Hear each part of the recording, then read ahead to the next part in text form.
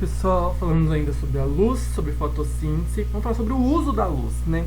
Nem toda a luz que chega na clorofila, na planta, na célula, vai ser utilizada na fotossíntese. Aqui tem um exemplo de uma alga, tá? Uma célula algal, uma clorofícia, que também é uma viridie plant. Temos a fonte de luz e temos a radiação incidente, a radiação que vai bater nessa célula. Parte vai ser refletida, tá? Porque a gente consegue enxergar, especialmente o comprimento de onda verde. Parte vai ser transmitida, ou seja, passa através da célula, através do cloroplasto. Parte é convertida em calor e o que restou é convertido para fotoquímica, ou seja, essa parte que sobrou é a energia utilizada na fotossíntese em si, ok? Aqui nós temos um aparelho chamado fluorímetro de pulso de amplitude modulada, o Fitopan, tá? Que ele mede todas essas questões de luz. Como que funciona? Aqui, bem nesse centro aqui, tem uma tampinha, você retira e coloca uma cubeta de quartzo com a sua amostra, né? Com clorofila, de algas, tanto faz. Essa amostra tem que estar no escuro, cerca de 15 a 20 minutos. E todo esse experimento aqui, essa análise, tem que ser feita numa sala escura ou uma sala verde, né, de luz verde, que não vai influenciar. Aqui significa que está tudo quietinho, que não está tendo fotossíntese. Aí vai ter uma fonte de luz que vai passar. E esse aparelho ele mede toda a fluorescência. Ele mede a fluorescência da própria clorofila, a fluorescência máxima, o quanto de fotossíntese ele consegue utilizar, quanto é de calor, quanto é fotoquímica. Ele mede tudo em questões de segundos. Então dá para montar o gráfico. Aqui, ó, F é a fluorescência. Aqui nós temos a fluorescência Z, a fluorescência da própria clorofila. Tem um pulso de luz, assim, o máximo de luz possível, que não existe no ambiente. Então isso vai chegar no máximo, ali a gente vai ter o F máximo, que é a fluorescência máxima que a clorofila pode emitir. Depois, né, ela vai perder, o elétron foi liberado, ele vai perder e voltar ao seu estado normal, com a baixa fluorescência. E aí o aparelho começa a liberar uma luz actínica constante, né? Uma luz que a gente encontra no ambiente e que seja constante. Então vai tendo picos, mas ao longo do tempo, de acordo com que essa luz vai sendo emitida, vai reduzindo o meu pico, até que ele estabiliza. E aqui a gente consegue determinar algumas coisas. Então nós temos a fluorescência de saturação, a gente vai ter, que vai ser essa diferença da fluorescência basal, né? A mínima que tem na clorofila, pelo último pico que a gente encontra. Tá? Desse basal, quando ele estabiliza e o último pico, nós temos o QP, que é a energia que foi utilizada para produzir o ATP e o NADPH, ou seja, a energia realmente utilizada na fotossíntese. E o que sobrou, né, aquele NPQ na verdade, tá invertido aqui tá certo. NPQ é o quanto de energia que foi convertida em calor, tá bom? Ou seja, todo esse excesso de energia desse pico para cima, a clorofila não vai utilizar, ela vai liberar na forma de calor. Claro, isso aqui varia de uma planta para outra, tá certo? Nós podemos também calcular a eficiência no uso da luz, tá bom? Então nós temos aqui no eixo X a irradiância, que é o micromols de fótons por metro quadrado por segundo, ou seja, quanto de luz está chegando de fótons. E aqui no eixo Y nós temos o RETR, que é a taxa relativa média de transporte de elétrons. Lembra na última aula que os elétrons são transportados no esquema Z? Então aqui nós temos micromol de elétrons por metro quadrado por segundo. Então, conforme vai tendo luz, essa taxa de elétrons vai subindo, até que vai decaindo e estabiliza. Ou seja, lembra, os elétrons vão ser captados por proteínas aceptoras? Nem sempre eu vou ter proteína suficiente. Então, ele estabiliza. Quer dizer que não adianta colocar mais luz, que eu não vou ter aceptor para ficar pegando elétrons e levando no processo de fotossintético. Esse máximo, nós vamos ter, quando estabiliza, nós temos o ETR máximo, né? O máximo de transporte de elétrons que ocorre. Se a gente traçar um eixo, né, quando ele está no exponencial e seguir, aqui nós vamos ter essa intersecção entre o ETR máximo e minha irradiância subindo, eu vou ter o IK, que é a irradiância de saturação. Ou seja, a partir desse valor aqui, já saturou. Quanto mais você colocar, você pode causar fotooxidação e até machucar o sistema fotossintético. E o ângulo ali, o alfa formado entre o IK e o ETR máximo, nós temos a eficiência no uso da luz, ou seja, quanto de luz realmente é utilizado com sucesso pelo fotossistema, pelo centro de reação. Olhando aqui, então, lembrando que tudo isso ocorre no cloroplasto, certo? Lembrando, o cloroplasto tem uma membrana externa, membrana interna, tem essas bolachinhas, que são os tilacoides, o conjunto de bolachinhas, ou seja, o pacotinho da bolacha é o grano, os grana, tá? Né? O plural em latim de grano é grana, os granas são ligados pelas lamelas dessas membranas, e o líquido que preenche o cloroplasto é o estroma. E toda essa região aqui de membrana vai ter os nossos centros de reação com os fotossistemas. Aqui a gente vê numa microscopia, né, bem achatadinho. Temos alguns grãos, corpúsculos de lipídios, proteínas, carboidratos armazenados. E aqui vamos entender, tá, onde está o aparelho fotossintético. Então, tenho a folha vai ter a célula vegetal tem o cloroplasto. Dentro do cloroplasto, eu vou ter o grano, tá? O grano formado por tilacoides.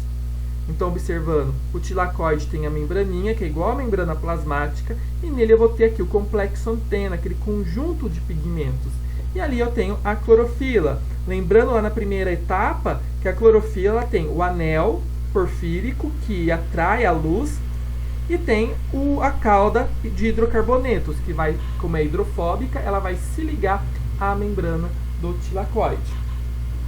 Aqui, só para ter uma noção, sem se assustar por enquanto, aqui eu tenho um tilacoide, uma bolachinha.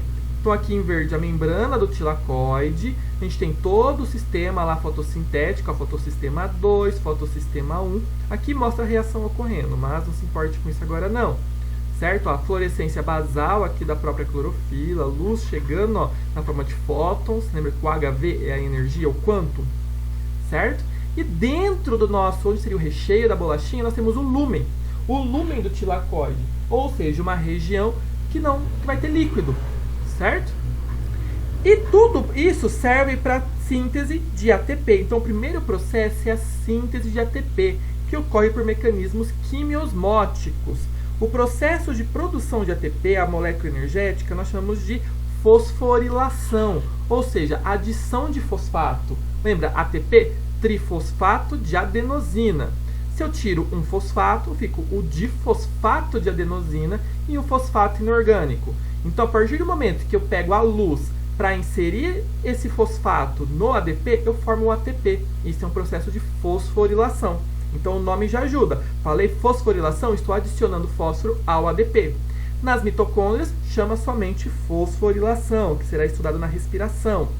Já nos cloroplastos, como essa energia vem da luz, nós chamamos de fotofosforilação. É somente questão de nome. Então, se a gente observar aqui, ó, num resumo, ver como ocorre o transporte de elétrons, aqui nós temos a fotofosforilação cíclica. Ou seja, a produção de ATP, né, fosforilação com energia luminosa, de uma maneira cíclica.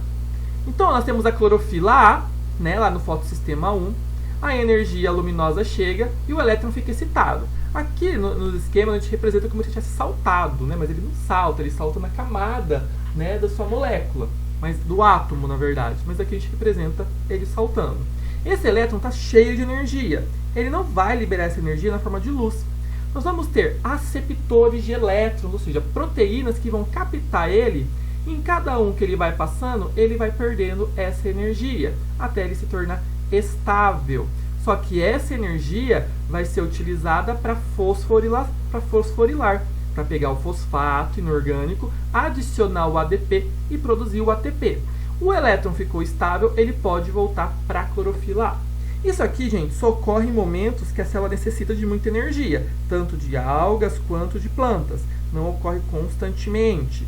Então, em alguns mecanismos de transporte de membrana que precisa de ATP e não tem o suficiente, ela pode sim fazer a fotofosforilação cíclica, certo? Que é só a produção de ATP. Então, mas o que ocorre constantemente é a fotofosforilação acíclica, que eu já dei um spoiler na aula anterior. Lembrando que isso aqui é um resumo, eu vou explicar com mais detalhes na próxima. Então, tem a clorofila A, né, que é o nosso no PS1, que é o P700. A luz excita o elétron, certo? Um elétron ficou excitado. Lembrando que ocorre milhões disso ao mesmo tempo. Esse elétron não vai perder energia, que nem no slide anterior, e voltar para cá estável. Ele vai ser sequestrado pelo NADP. Ó, NADP é positivo, positivo adora o negativo. Então, o NADP é um aceptor de elétrons. Ele é uma molécula que vai sequestrar esse elétron. Ele chama nicotinamida adenina dinucleotídeo fosfato. Então, ele vai sequestrar formando o NADPH. Esse hidrogênio, de um jeito bem, assim, até escroto de dizer dentro da fotossíntese, esse hidrogênio vai ser enfiado, né, no gás carbônico, socado lá no gás carbônico em outra reação com o ATP produzido para poder produzir a glicose. Tá? Então, esse hidrogênio vai lá para outra reação. Só que aí essa clorofila ficou faltando um elétron. Lembra que tem 2 fotossistemas no centro de reação? O fotossistema 2 vai receber luz, o elétron vai ficar excitado e esse elétron vai passar pela cadeia transportadora de elétrons, ou seja, os aceptores, como se fosse uma escadinha perdendo energia. E aqui ele tem nomes, tem que saber? Sim, esses aqui sim. Então o elétron ele passa para a plastoquinona, depois ele passa para o citocromo, passa pela plastocianina, depois ele vai para a clorofila. Ele repôs.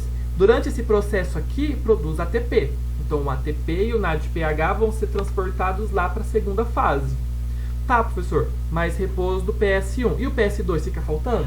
Não, nós temos a fotólise da água ou reação de Hill.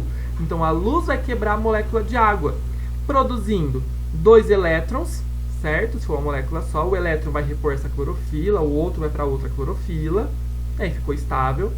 O gás oxigênio vai ser liberado para o ambiente e os prótons vão ser armazenados no lume do tilacoide, tá? Que coloquei cloroplasto no tilacoide. Lembra os slides anteriores que eu mostrei o recheio da bolachinha, o lume? Esses prótons vão ser armazenados ali, porque vai ter uma bomba quimiosmótica de prótons produzindo ATP também necessário para a próxima etapa. Então, pessoal, esse aqui é simples, tá? Na próximo vídeo eu vou mostrar a parte mais complexa, com os nomezinhos, tudo, mas esse aqui é o mínimo que tem que saber sobre a fotossíntese.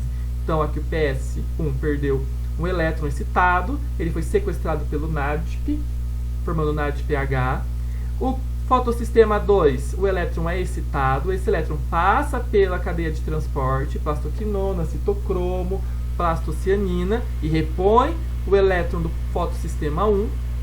E a água, né, a fotólise da água quebra dela, libera os elétrons para repor a clorofila do fotossistema 2, libera o gás oxigênio e os prótons vão ser armazenados no lume do tilacoide. Tudo bem? Parece complexo, gente, mas é só um pouquinho só, é mais fácil do que parece. Bom, pessoal, bons estudos, dá o like no vídeo, até a próxima aula que eu explico os detalhes da fotofosforilação. Tchau, tchau!